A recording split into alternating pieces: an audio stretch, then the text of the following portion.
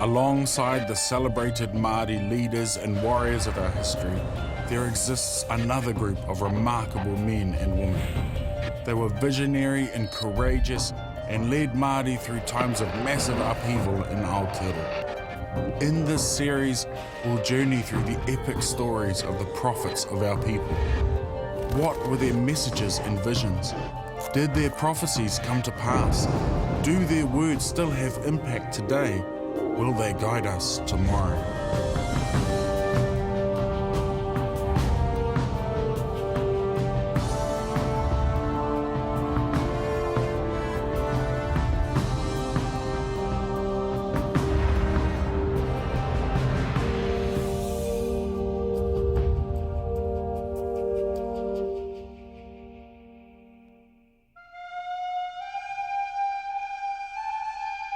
A prophecy that was foretold by the northern prophet Parihaka and reiterated by Aotearoa's first Māori king spoke of the appearance of two spiritual birds of knowledge on the peak of Mount Taranaki. They prophesied two birds of wisdom, Mumuho and Takereto. These birds, ngā manu e rua, will receive the message from on high, and they will lead the people into an everlasting continuum of life. These visions referred to two great leaders, their message of peace, and the extraordinary community they founded. This is the story of Tohu Kākahi, Te Whiti o Rongo Mai, and the settlement of Parihaka.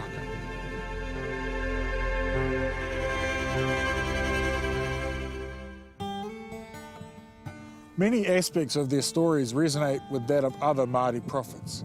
Far-reaching concepts, exile, and redemption. But where other leaders chose to defend their sacred visions with weapons, Te Whiti and Tohu chose Te Ara o Rongo.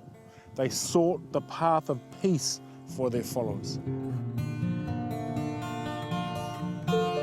Tohu Kākahi and Te Whiti o Rongo Mai were born into the intertribal wars, a time of great upheaval for Taranaki Māori. As young men, both Tohu and Te Whiti were encouraged to find alternatives to warfare.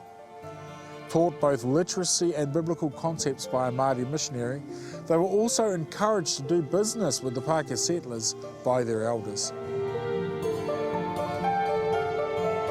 E matua ke anō ki a rāua, I tikina rāua me te ki, ko kōrua hoki ngā mea e mōhiu ana ki ngā mai wakawitiwiti ki te Pākehā, te oko atu I ngā kai ki te Pākehā e no ana ki ngā motu. Nō reira ka ua piki te rongo o te tokorua rā I runga I a rāua mahi te wae rangata I tonu ana, rua te kautau pēr te pakeke. I tā rāua kaa ki te awina I te iwi ki te taa Pākehā, ko te Pākehā te tino uarai. Te wakatupu I te kai, te oko I era kai ana ka whai ngā rawa nei ki roto I te takiwa o Taraki, Ngāti Moia o Taranaki iwi.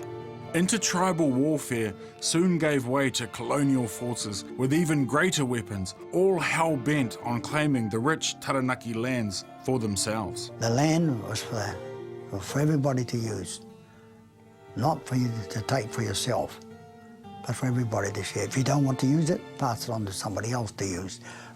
All this land around here, our people used to look after it until the government stepped in and started taking all the land.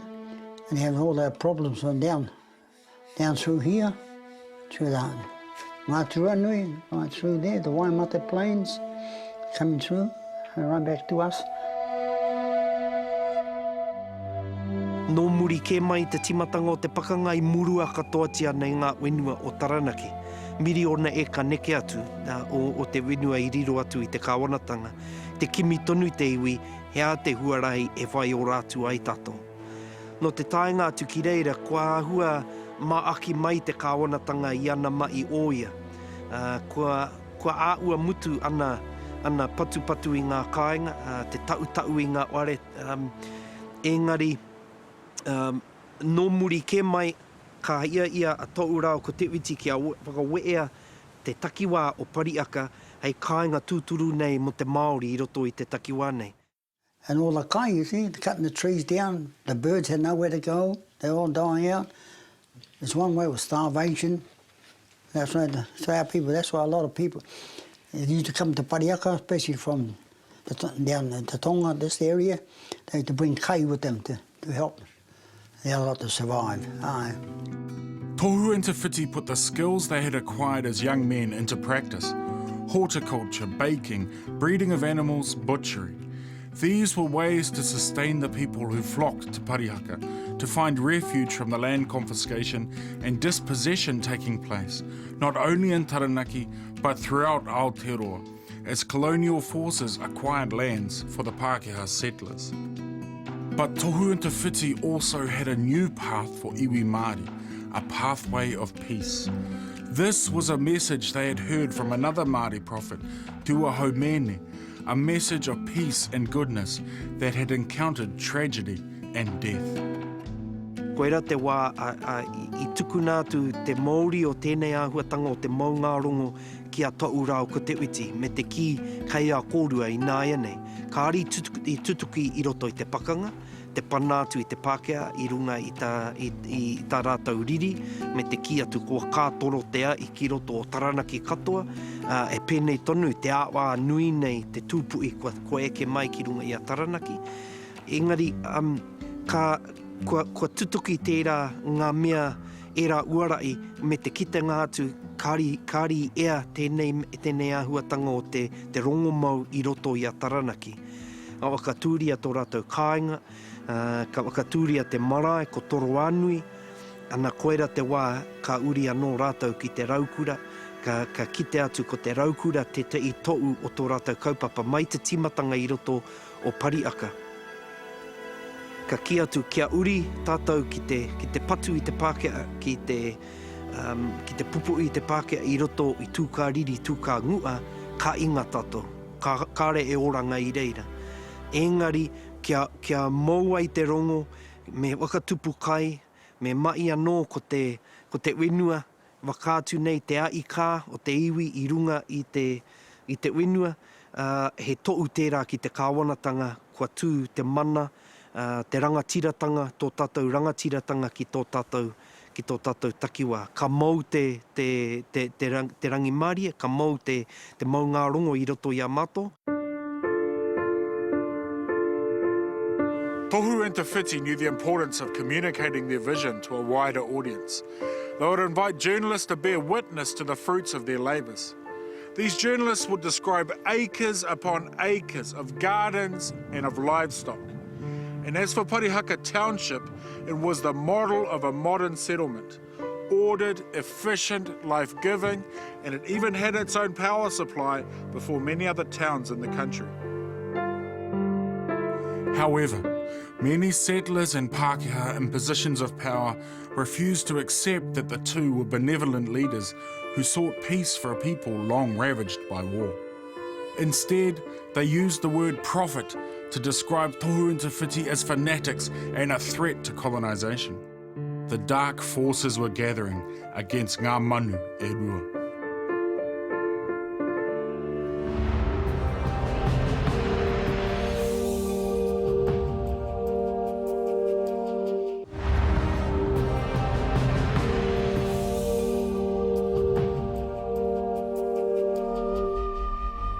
By 1880, Tohu and Te Whiti and the people of Parihaka had built a thriving township and were supporting iwi around Aotearoa.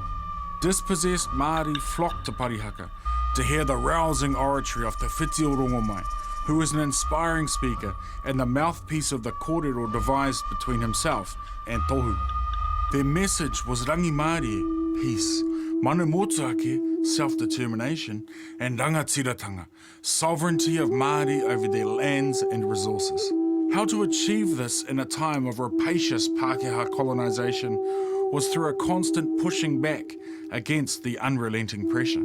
This response by these rangatira has been described as passive resistance. Nō reira, ko te maunga rongo tērā e hohoua I te tangata, e hohoua I te rongo ki runga I te tangata, e kotahi ai te tangata, kotahi ai te whakaaro te tangata, me te mōhio tonu ma te mahitahi I roto I te māra, ma te mahitahi I roto I te kāinga I runga I o wenua.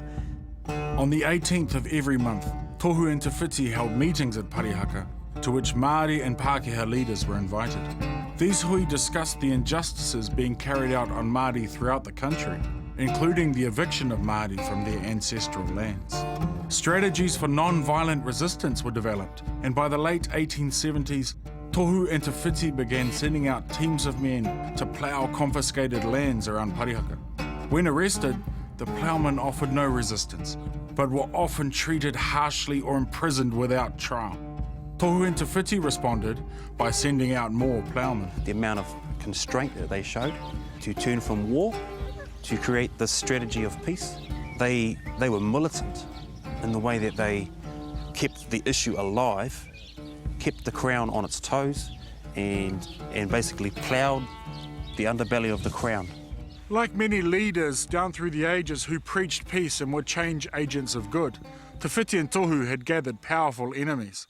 None more so than John Bryce, the Minister for Native Affairs, who was hell-bent on road making and surveying the lands around Parihaka, damaging the crops and trampling over wāhi tapu. Tohu and Te Whiti again urged calm among their people and instead sent out teams of fencers to repair damage the road workers had caused and to fence off their lands. They told their followers that the path of peace would eventually lead to the people's survival. Our menfolk, under such provocation, they held firm and they showed such discipline and kept that issue alive by ploughing, by fencing, by marching, by almost toe-to-toe battles at times, but just no death, not to have anyone die. And these were men that were painted as savage, uncouth brutes. You know, how could they possibly develop the strategy? The ultimate sacrifice was theirs.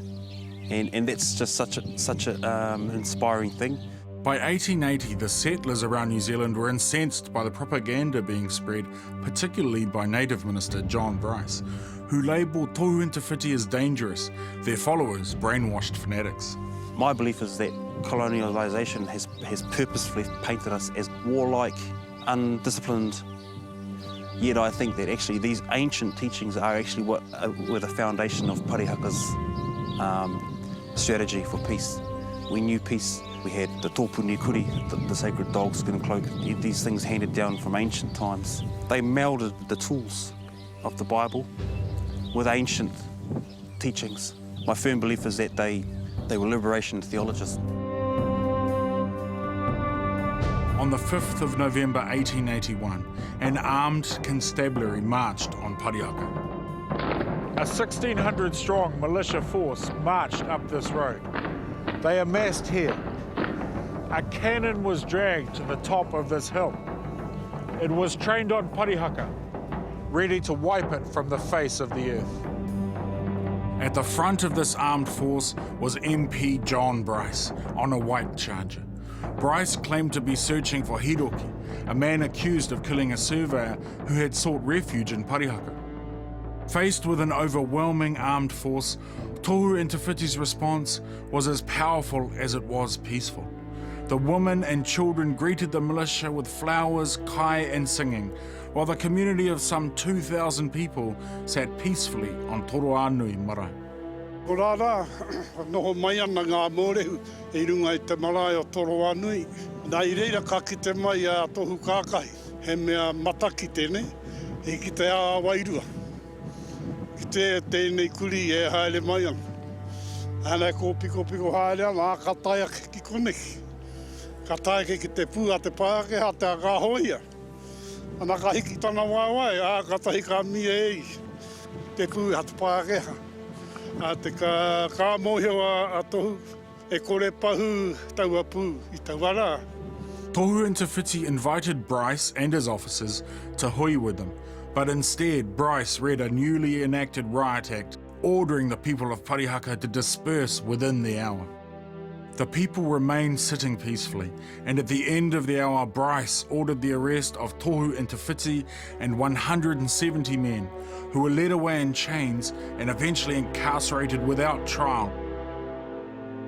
But it was the day after when we were told that a lot of the soldiers mutinied. They were told not to enter Parihaka, but they did. And they desecrated Parihaka.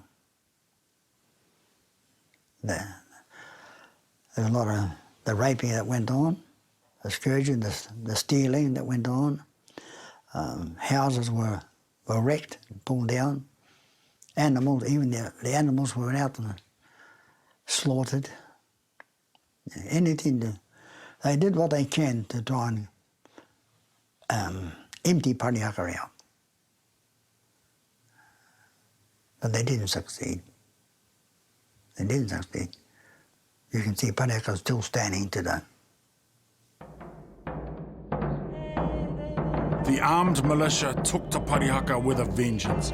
Houses and buildings were pulled down, the crops were destroyed in the fields, and thousands of livestock were slaughtered.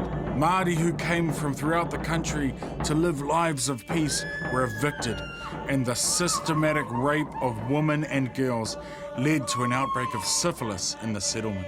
I try and feel what it was like in those wahine when they were given to the raping and pillage upon Parihaka at the time the men were taken off, and the soldiers remained here for quite some time. And it was during that period in time that our wahine were subjected to the interruption of whakapapa. And for me, that's quite painful to think that that happened. Ka uki ngā maara I aua wā I te pā uatanga e kore au ngā kupu. Ko kore. Ka puta. Ka uki ngā maara ki aua wā. Ka rongo au I te mamai, te auwe o rātau mā I aua wā. E ahai mātou kei konei I nai nei. Ko mātou ngā mōre u, ngā uri o ngā mōre u o aua wā. Ki tōku nei, wakaro, ko tō rātou wakapono I taua wā ki te atua. Ai. I te wā e mau ere ai, a ngā tāngata mai ngā iwi katoa. Ka puta te I kōrero pēnei nā. Ka tū mai a tama wā I ne te wā o te kore. Ko te tikanga o tēnā wakataukitanga kōrero. I te ngarotanga o ngā tāne ana ki wiwi ki wāwa mau ere ai. Ngā waine mai ngā kuia ki ngā waine nei. E mai a ngā mai kia oro ai ngā uki. The largest, most prosperous town in Māori history had been reduced to ruins. A peaceful settlement had been ransacked, and many of its men and its leaders had been imprisoned as far away as Dunedin. From captivity, Tohu and Te Whiti continued to implore their followers to maintain the path of peace.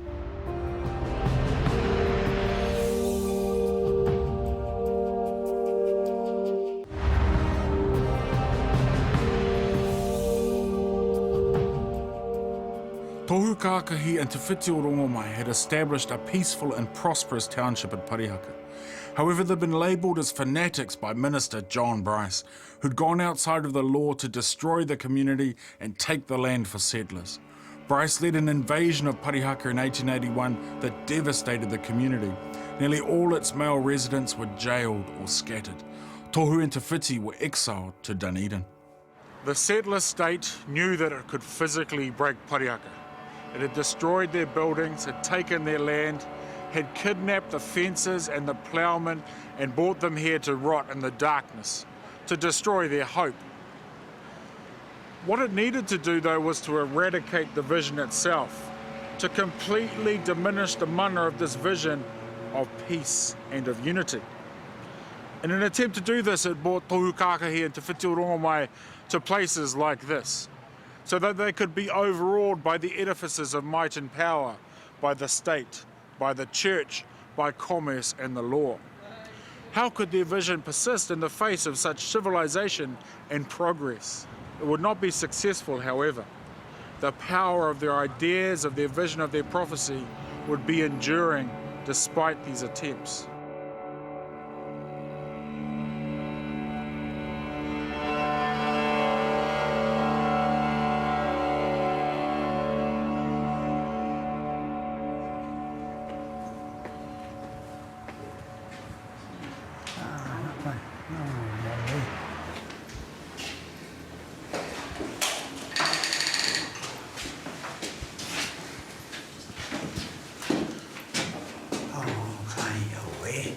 You know, if it was dark and winter and cold at night, I imagine, you know, the waiata, hearing it from the other cells would be the only warmth, you know, you'd hear from each other. Yeah, yeah.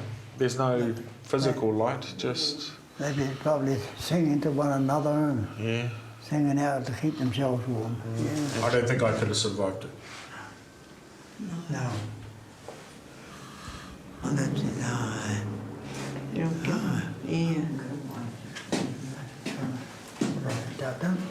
These cells are typical of the era. The basic lighting was just candlelight. They would have been extremely cold. During winter, they would have had no heating at all.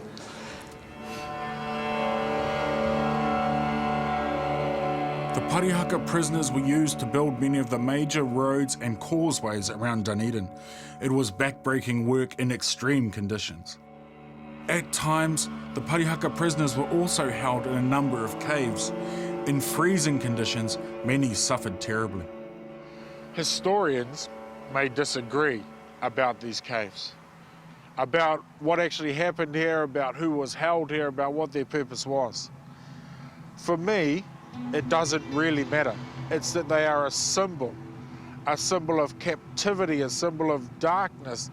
Why else do you bring people here so far from their home? Why else do you try and break up a community that was based around peace and unity?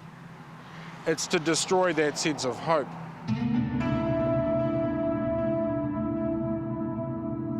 Te Whiti and Tohu agreed that Te Whiti would return to Parihaka to provide leadership, while Tohu would stay with the remaining imprisoned men. But the community, under tremendous pressure, misread the return of Te Whiti, and a bitter division occurred, with some following Te Whiti o Rongomai and some Tohu Kākahi. Although still unified in their vision for peace, the people of Tohu and Te Whiti began to move in different directions. By the mid-1880s, Te Whiti had renewed his campaign of peaceful but active resistance and was arrested again for his protest actions. Tohu and his people took a more spiritual approach, reinterpreting biblical passages as their path to liberation. Tohu Kākahi and Te Whiti o Rongomai were to live out their days in Parihaka, with both dying in 1907. As prophesied, Ngā Manu e Rua led their people into a new way of living by teaching peace as a way of resisting colonisation. They created a legacy that has lasted today and has spread across the world. I can remember the grandson of Gandhi coming, along with a representative of the Martin Luther King movement, also the peace movement from Japan, Daisaku Ikeda. So those three movements had come together to recognise Te Whiti and Tohu's contribution to world peace, and I guess acknowledged Parihaka's having established passive resistance. It was interesting because we always had heard that Gandhi was inspired by Parihaka, perhaps during his time studying law in England. But to have that support internationally, to recognise that our aunties and uncles that do the dishes here, that mow the lawns, that put in that week in, week out, month in, month out, going back 160 years, you know, that we are being heard, that we are being heard. And if it takes for us to be heard by, and to inspire nations overseas, then that's kei te pai.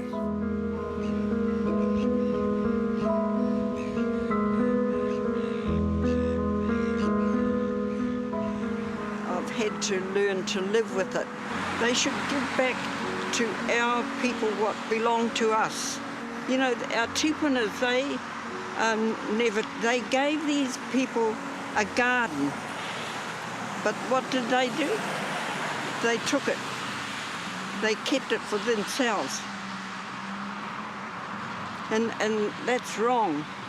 That's what hurts mostly. How do we find a sense of peace in a place of injustice? I don't know. This place brings out the riri in me. It brings out my anger, my sense of I want someone to blame and to punish for this. And I want to do it now in the 21st century. But I don't think they're necessarily blaming a person who might be sitting in the seat of power right now. It's really about the system we live under and how we change that. How we take that riri and turn it into rongo is a question I think we're exploring and need to find an answer to. On the next episode of The Prophets, with the world poised between an age of religion and an age of science, Ruakinana led his people to build the city of God. He moved whole communities of people, and he moved them up here in the middle of winter. And he built a community for 1,500 people. Only an Aotearoa could have done that.